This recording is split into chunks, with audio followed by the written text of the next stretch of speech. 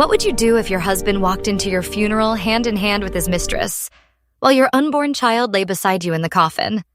At St. Patrick's Cathedral, 200 mourners froze as Sebastian Vanderbilt strode down the aisle with Charlotte Vaughn on his arm, their whispers slicing through the incense-heavy air. No one knew the woman in the mahogany casket wasn't just a quiet schoolteacher.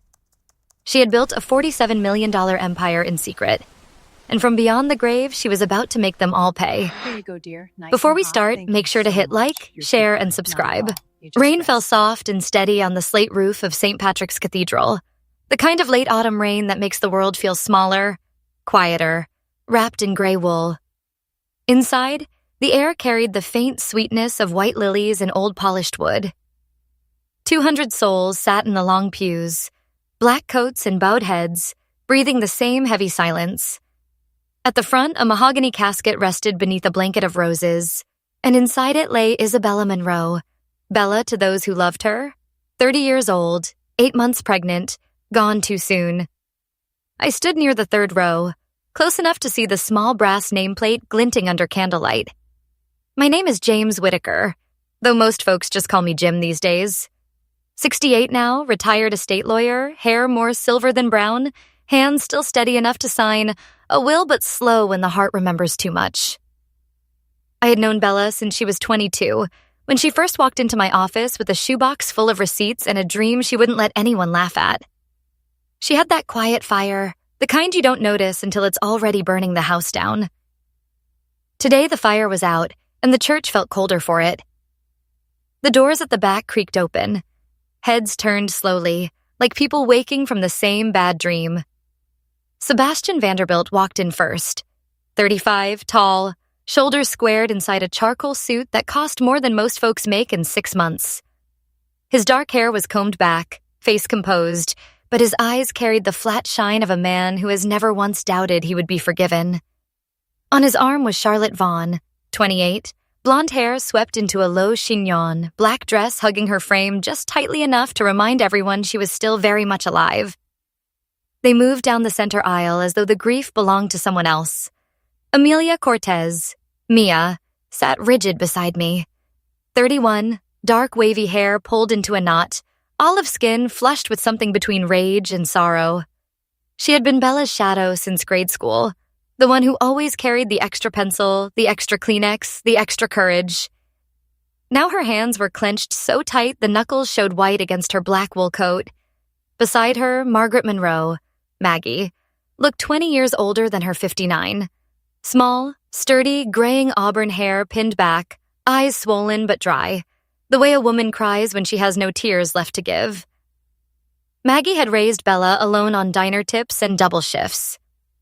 Today she sat like a tree that has lost its last good branch. The priest paused mid-prayer. The rain tapped harder against the stained glass. Sebastian guided Charlotte to the front pew, the family pew, and they sat without a word to Maggie, without even a glance at the casket. A low murmur rose through the rows, then died again, swallowed by the hush. I watched Mia's shoulders rise and fall, each breath a small war. She leaned toward me just enough for me to hear her whisper. She was never weak, Jim. Never. I nodded once. I had seen Bella build something no one else believed in. Learn Vista Digital, a quiet empire of lesson plans and worksheets that grew, month by month, into $47 million, all tucked safely inside an irrevocable trust no court could touch. She had done it in the early mornings before school, in the late nights after Seb fell asleep, using algorithms she taught herself from free online courses. She never told him. She never needed his permission. And now she was gone, officially from complications of pregnancy. The doctors had shaken their heads, spoken of rare infections, rapid decline. But Mia's eyes, when they met mine across the aisle, carried a different truth. Bella had been healthy, glowing, planning nursery colors and lullabies. Something had taken her too fast, too cleanly. Mia's hand rested on the program in her lap, fingers tracing Bella's name again and again as though the letters might still answer back. The organ began a slow hymn. Rain kept falling. I thought of the little girl who had survived the emergency C-section. Luna, they named her. barely 4 pounds, fighting in an incubator across town. I thought of the video Bella had recorded in the hospice bed, pale and thin, but eyes still bright, the one she made me swear to play when the time came. I thought of the promise I had given her, voice cracking in that dim room. "I'll see it through, Bella. Every word." The priest cleared his throat, ready to continue, but the air had changed. Something heavier than grief had settled over us all. I looked at the casket one more time. Somewhere inside that polished wood, a quiet woman was still keeping score. And she wasn't finished yet. The rain had stopped by the time the service ended, but the sky stayed low and heavy, as though it too remembered what had been lost. I walked slowly down the stone steps of St. Patrick's, coat collar turned up against the damp chill, and let the memory carry me back. Not to the casket or the cold pews, but to a different time, when Bella was still just a girl with calloused hands and a scholarship letter clutched like a lifeline. She grew up in a single-wide trailer outside Murfreesboro, Tennessee, the kind of place where the highway hums all night and the porch light flickers when the wind picks up. Margaret, Maggie, had raised her alone. 59 now, but back then a woman in her 30s, small and wiry, hair the color of burnt cinnamon pulled into a practical knot.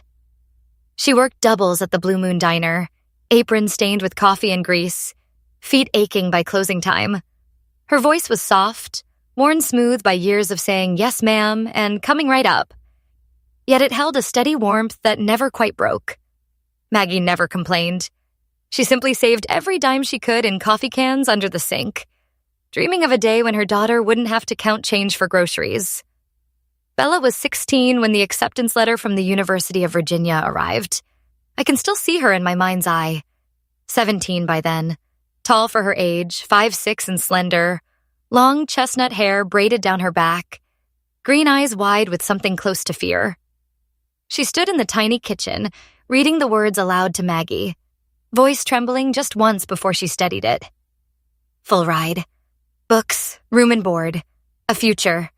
Maggie cried then, not loud, just quiet tears that ran down her cheeks and onto the linoleum floor.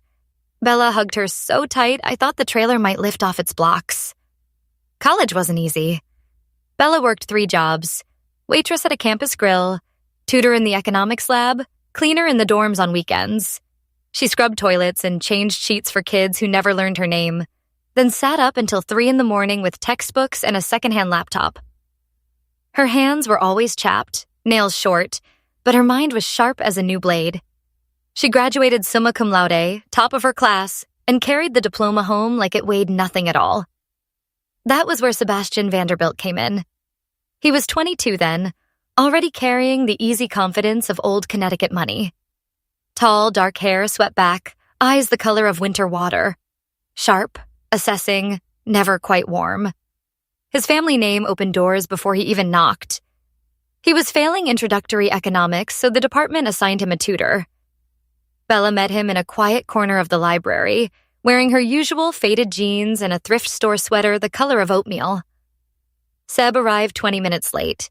Polo shirt crisp, loafers polished. He looked at her the way a man looks at a chair. Useful, but replaceable. Yet something shifted. Perhaps it was the way she explained supply curves without condescension, or the quiet way she listened when he spoke of his father's expectations. He began showing up on time. Brought her coffee exactly the way she liked it. Black, no sugar, after hearing her mention it once. Sent flowers to her cramped off-campus apartment, roses so red they seemed to bleed. He told her he didn't care about her trailer park past, that love didn't read resumes. Bella, who had spent her life proving she was enough, believed him. They married 5 years later at the Greenwich Country Club. I was there, standing in the back row in my best gray suit. Bella had sewn her own dress, ivory lace over simple satin, every stitch done by hand in the evenings after teaching. Maggie walked her down the aisle, small and proud, eyes shining. The reception was beautiful, champagne and string quartet, but I overheard Evelyn Vanderbilt, 61 even then, silver hair and a perfect chignon, tweed suit impeccable, whisper to a friend, "Trailer trash in Vera Wang is still trailer trash. Give it 5 years." Her voice carried the casual cruelty of someone who had never once doubted her place in the world. Bella heard none of it. She danced with Seb under the chandeliers, face lit with a happiness so pure it hurt to watch. I stood by the bar, nursing a club soda, and felt the first quiet ache of worry. Not because I doubted her love, because I knew how the world sometimes punishes the ones who believe too completely. Years later, after the first cracks appeared, late nights, unexplained charges, the slow drift, I asked her once why she stayed. She looked at me with those steady green eyes and said simply, "I promised him forever, Jim, and I keep my promises." I didn't argue. Some lessons you only learn by living them. But I never forgot the girl who read her scholarship letter in a trailer kitchen, voice shaking with hope. And I never stopped believing that hope, once planted, doesn't die easy, even when the rain keeps falling. The first winter after the wedding was quiet in the way new marriages sometimes are. Snow falling thick against the windows of their Upper East Side apartment, the radiator hissing like a patient old dog. I remember visiting once, late December, the smell of pine from their small tree mixing with Bella's chamomile tea. She moved through the rooms with a soft step, still wearing the same simple sweaters she had in college, though now they hung a little looser on her frame. Seb was always out. Meetings, dinners, the trio pulling him like a tide. Bella never complained. She smiled when he came home late, kissed his cheek, and went back to her grading. But the cracks came slowly, like frost spreading on glass. One evening in spring, she called me. Her voice was calm, almost too calm, the way a woman speaks when she has already cried herself empty. She had found a Tiffany charge on their joint statement, $4,300, a necklace she had never seen. I could hear the paper rustling in her hand, the faint scratch of her fingernail against the edge. She didn't shout. She simply said, "It's not for me, Jim." Then silence long enough for me to picture her sitting at the kitchen island, bare feet on the cold tile, staring at numbers that no longer added up to love. She didn't confront him that night. Instead, she sat in the dark living room after he left for another late meeting, the city lights striping the walls in gold and shadow. She thought of Maggie back in Tennessee, still wiping counters at 60, still sending small checks she couldn't afford. Bella had promised herself she would never be that small again. So she opened her laptop. Not the one she used for lesson plans, but the second one, hidden in a drawer. She had started Learn Vista years before the wedding, back when Seb was still bringing her coffee and calling her brilliant. A few lesson plans sold online. Nothing big. But she had kept it separate, filed in Delaware under an irrevocable trust her younger self had the foresight to set up. No joint accounts. No marital claim. Just her name, her work, her quiet hours. Month by month it grew. Teachers found her worksheets, simple, beautiful things about butterflies and fractions, and shared them. Subscriptions came in, partnerships with school districts. She hired a part-time developer, learned basic coding at night, taught the platform to recommend lessons like a patient librarian. By the third year, it was no longer a hobby. Hundreds of thousands of users. Revenue that made her breath catch when she checked the balance alone in the pre-dawn light. She never told Seb. Not because she feared him, because she no longer trusted the man who had once promised to carry her past. He noticed the late nights, the glow of the screen. One Saturday, he came up behind her while she worked, chin resting on her shoulder. "Still playing teacher games?" he said, half laughing. His breath was warm against her ear, but the words landed cold. She closed the laptop gently, turned and looked at him with those steady green eyes. "It's just something small," she answered. "Helps pay for coffee." He shrugged, kissed her forehead, and left for the gym. She sat there a long time after, fingers tracing the edge of the closed screen, feeling the weight of what she had built alone. The distance grew. He stayed out later. She worked longer. They still shared a bed, but the space between them felt wider than the mattress. She never cried in front of him. She saved the tears for the shower, where the water drowned the sound. She thought of the girl who had once believed in forever and felt a quiet sorrow, not for what was lost, but for the trust she had given so freely. Yet sorrow did not stop her. It sharpened her. One night after he had fallen asleep, she sat at the kitchen table with a single lamp burning low. The city hummed beyond the window, indifferent. She opened the trust documents again, read the clauses she had written so carefully years ago. Protection. independence, a future she could control. She touched the screen where the numbers glowed, 47 million now, growing steady as a heartbeat. She didn't smile. She simply exhaled, long and slow, as though letting go of something heavy she had carried too long. In that small circle of light, she understood something new. Love is not a promise you wait to be kept. Sometimes it is a promise you keep to yourself. And she kept it. The apartment was quiet that summer evening. The kind of quiet that settles after a long day of pretending everything is fine. Sunlight slanted through half-closed blinds, painting gold bars across the hardwood floor. Bella sat at the kitchen table, laptop open, a cup of chamomile tea gone cold beside her. The city hummed faintly beyond the windows.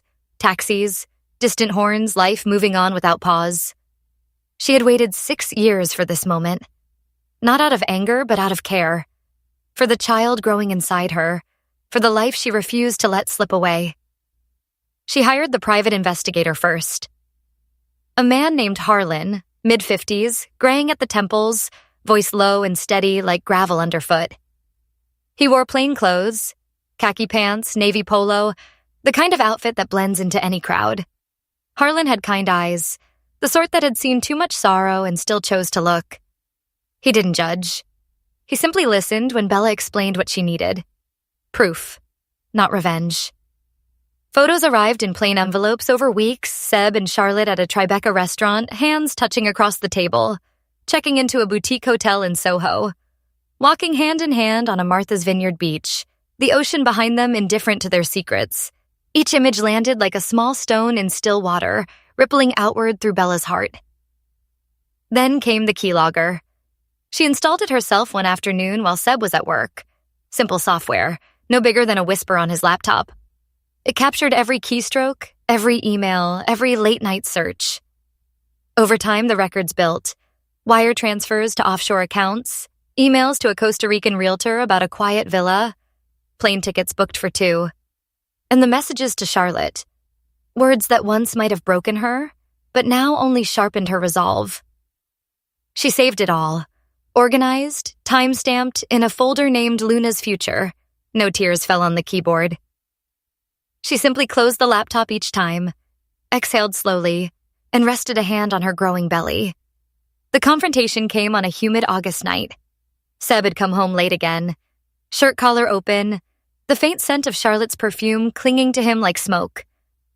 Bella waited in the living room, lamp low, the city lights flickering through the curtains. She placed the folder on the coffee table. Photos, printouts, transcripts. Her voice was even when she spoke. "How long, Seb?" He looked at the papers, then at her, and laughed, a short, sharp sound that echoed in the quiet room. "You think your little hobby selling worksheets to teachers can stand against my lawyers? You're nothing without me, Bella. Just an incubator with a side gig. You'll never leave. You have nothing." She didn't flinch. She met his eyes, those winter water eyes that once promised forever, and said quietly, "You'll regret thinking that." Her phone, hidden in the pocket of her cardigan, recorded every word. She felt the baby move inside her, a small flutter against her ribs, and something settled deep in her chest. Not hatred, but clarity. She would protect this child, not with noise or fury, but with the same patient care she had used to build her empire. After he stormed out, slamming the door behind him, she sat in the dim light for a long time. The apartment smelled of chamomile and the faint trace of his cologne. She opened her laptop again, this time to the AI dashboard she had built for Learn Vista, algorithms that analyzed patterns, predicted trends, foresaw needs. She fed it the financial data she had gathered. Transfers, accounts, dates. The screen glowed softly, numbers shifting like stars in a quiet sky. The program began to map his moves. Small withdrawals here, a ticket there, painting a picture of a man planning to disappear. Bella watched the lines connect, her hand resting on her belly. She didn't speak aloud. She didn't need to. In that hush, with the city breathing outside, she made a promise to the child she hadn't yet met. Not a loud vow, but a quiet one. The kind a mother keeps in her bones. She would keep Luna safe. Not by fighting with anger, but by planning with love. The shadows were gathering, yes, but so was the light she had been building all these years. And light once kindled is hard to put out. The hospital room smelled of antiseptic and wilted flowers, the kind of scent that clings to the back of the throat long after you leave. Late September light filtered through half-drawn blinds, pale and thin, laying stripes across the white sheets. Bella lay in the narrow bed, 8 months gone in the pregnancy that had once made her glow. Now her face was drawn, skin almost translucent against the pillow. The monitors beeped softly, steady as a distant clock counting what little time remained. The labor came without warning. A sharp pain in the hallway of Jefferson Elementary while she spoke to parents about reading progress. Then the rush of warmth down her legs, the red spreading across the tile like spilled ink. Sirens, emergency lights flashing through the rain-slick streets. Luna arrived at 32 weeks, 4 pounds, 2 ounces of fierce, fragile life, taken by C-section while Bella bled too much and the doctors whispered urgent words. The baby lived. Bella barely did. She woke 3 days later to the sound of an incubator humming nearby, tiny breaths fighting through tubes. She reached for the phone with trembling fingers and asked Mia to bring the small recorder she kept in her desk drawer. Evelyn Vanderbilt began visiting every afternoon. 61, silver hair swept into an elegant twist, tweed jacket buttoned precisely over a cream blouse, pearl earrings catching the fluorescent light. Her voice was smooth, practiced kindness layered over something colder. She brought herbal tea in a porcelain thermos. An old family recipe, dear. My grandmother swore by it. And pressed the warm mug into Bella's hands. Bella drank to keep the peace, too weak to argue. The tea tasted faintly metallic, like pennies left in rain. Evelyn sat by the bed, smiling faintly, eyes drifting to Bella's phone on the nightstand, to the laptop bag by the window. One afternoon, Bella drifted into a medicated sleep. When she woke, the phone lay slightly askew. Evelyn had already left, coat folded neatly over her arm. Bella's heart beat once, hard. She remembered the podcasts she listened to on long subway rides home. Crime Junkie. True stories of poisons, slow and subtle, thallium chief among them. She had listened for curiosity, for the quiet thrill of understanding the dark. Now the memory felt like a warning. She saved the last cup Evelyn brought, pouring it carefully into a small glass vial Mia smuggled in under her coat. She asked the nurse for extra blood draws, labeled them herself with dates and times. Her hands shook, but her mind was clear. She recorded the video then, propped against pillows, the small recorder balanced on her lap. Her voice was faint, but steady. She spoke of Luna, of the trust, of the evidence she had gathered. She spoke of forgiveness, not for them, but for the girl she once was who believed too easily. When she finished, she handed the drive to Mia. "Play it when the time comes," she said. Mia nodded, eyes wet, unable to speak. That evening, alone except for the soft beep of machines, Bella asked Mia to hold the phone close to the incubator. Luna's tiny chest rose and fell under the plastic dome. Bella sang then, "You Are My Sunshine," the same song Maggie had sung to her on nights when the trailer felt too small and the world too big. Her voice cracked on the high notes, tears slipping down her cheeks onto the sheet. "You'll be strong, little one," she whispered, "like your grandmother, like me. No one gets to tell you your worth. Not ever." Mia kept the phone steady, tears blurring the screen, but the recording caught every word, every breath. The doctors spoke of infection, of aggressive antibiotics that weren't working. Bella listened, nodded, but her mind was elsewhere. She thought of the tea, the metallic aftertaste, the way Evelyn's smile never reached her eyes. She thought of the empire she had built in silence, $47 million no one knew about, safe in a trust no court could break. She thought of Luna's small hand curling around her finger during the brief visits, and in the quiet between beeps, she felt something settle. Not peace exactly, but a deep, quiet certainty. She had done what she could. The rest would come in its time. And time, she knew, had a way of keeping its promises. The church smelled of lilies and old wax, the kind of scent that lingers in the folds of memory long after the flowers have wilted. Late October light came through the stained glass in muted colors, ruby, sapphire, gold, falling across the pews like scattered petals. 200 people sat hushed, coats damp from the drizzle outside, breathing the same slow sorrow. At the front, the mahogany casket gleamed under candlelight, and beside it stood the small framed photograph of Bella, smiling, hand resting on her belly. I sat in the third row again, hands folded in my lap, feeling the weight of the drive in my pocket like a stone I had carried too long. Thomas Whitaker, my nephew, 42, dark hair streaked with early gray, suit pressed sharp, stepped to the pulpit.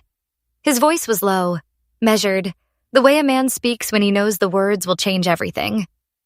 He opened the envelope with deliberate care, wax seal cracking softly.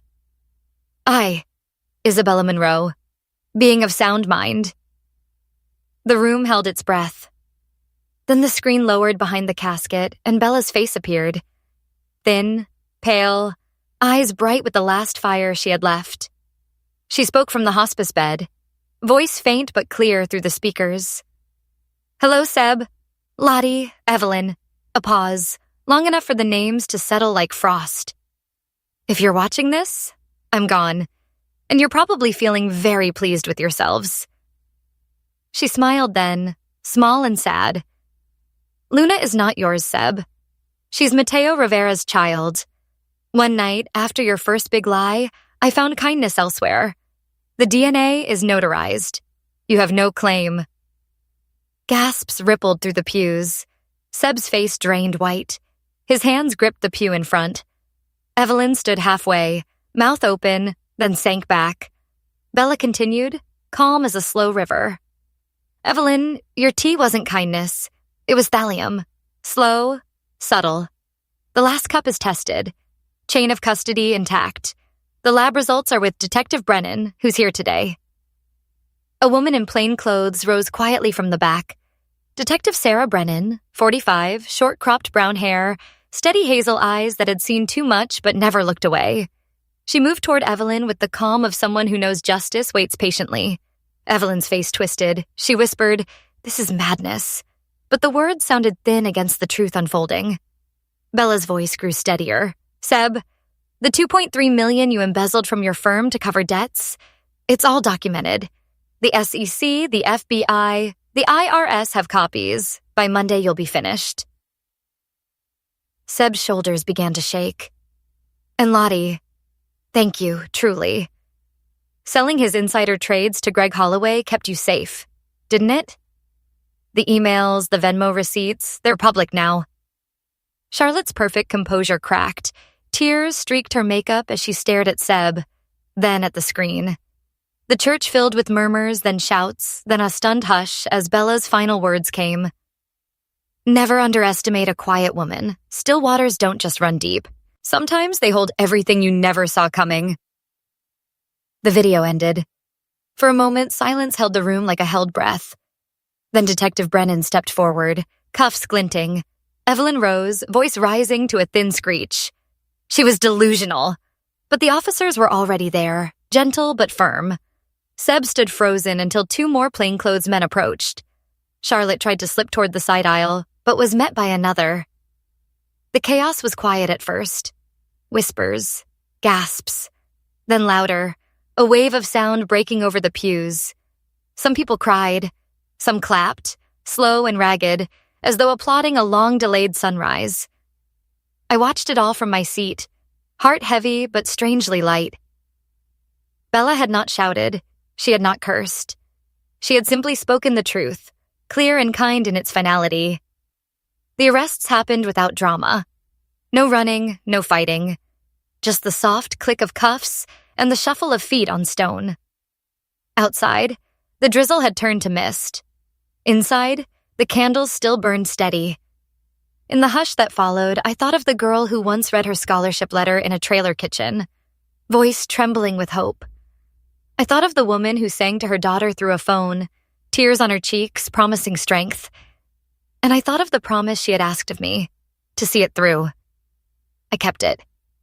She had trusted me with her last words. I had trusted her with mine. And trust, once given in love, is never truly lost. A year had passed, and the leaves in Central Park were turning gold again. the same gentle shade Bella once chose for Luna's nursery. Sunlight fell warm through my office window, catching dust motes in slow, peaceful swirls. I sat behind my old oak desk, the same one Bella once leaned against when she signed her trust papers, and felt the quiet weight of time. The justice system moved with its usual deliberate slowness, but it moved. Evelyn Vanderbilt was sentenced to life without parole for first-degree murder by poisoning. Thallium levels in Bella's hair and the preserved tea sample left no doubt. She never spoke in court, only stared ahead with that icy composure finally cracked. Sebastian lost everything. His license, his job, his assets, frozen. The embezzlement charges stuck. The Costa Rica plan sealed his fate. He was sent to federal prison in upstate New York. Charlotte Lottie Vaughn received 12 years for insider trading and conspiracy. Her Instagram followers vanished almost overnight. The last post she ever made was a black square with no caption. Then Mateo Rivera came. He was 33, lean and solid at 6 feet, short black wavy hair, a light beard framing a kind, slightly nervous face. He wore a simple navy polo tucked into gray chinos, brown leather sneakers, nothing flashy. The clothes of a man who built his life with his hands and mind. A software architect specializing in educational AI, he had met Bella at a conference 3 years earlier. When Mia called him after the funeral, he came without hesitation. I watched them meet in my office one rainy afternoon. Mateo's hands trembled slightly as he looked at the DNA report. His voice was low, rough with emotion. "I didn't know," he said. "She never told me she was pregnant." There was no anger in his eyes, only a deep, quiet sorrow and the sudden weight of fatherhood. He chose to stay. Not for money, for Luna. For the small piece of Bella still breathing in this world. 1 year later, on Luna's first birthday, the apartment smelled of vanilla cake and fresh coffee. Luna, now a sturdy, smiling 1-year-old with Bella's green hazel eyes and soft curls, sat in her high chair, smashing frosting with both hands. Mia, now a licensed attorney, knelt beside her. Maggie sat nearby in her favorite cream cardigan, finally retired, her face lined but peaceful for the first time in decades.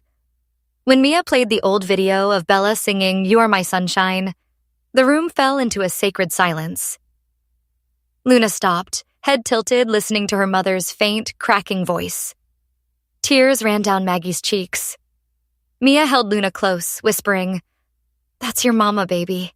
She's still here." Then the letter arrived. It came from the federal prison, no return address. Seb's handwriting, once elegant, now shaky. "This isn't over. My lawyers are challenging the DNA. I'm coming for custody. I'm coming for everything."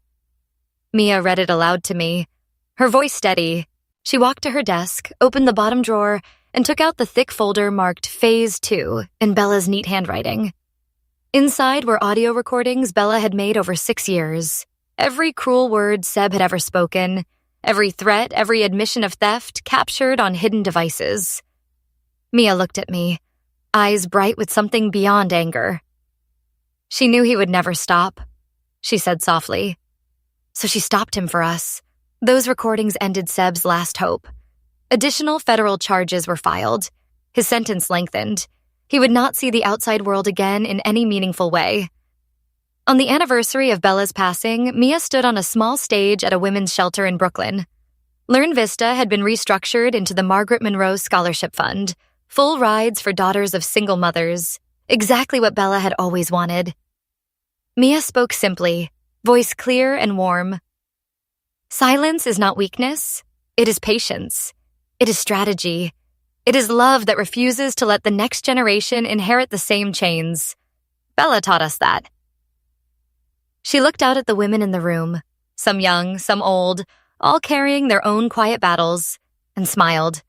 Some fires are meant to be passed on. As we grow older, the years bring more quiet evenings, more aches in the bones, more empty chairs at the table. Yet Bella's story reminds us, even in silence, even in illness or loneliness, your worth never fades. You are still building something beautiful, perhaps just for the ones who come after. Share this if it touched your heart. Comment your own quiet strength. Subscribe so we walk this road together. May the Lord hold you close, ease your pains, and fill your days with gentle peace.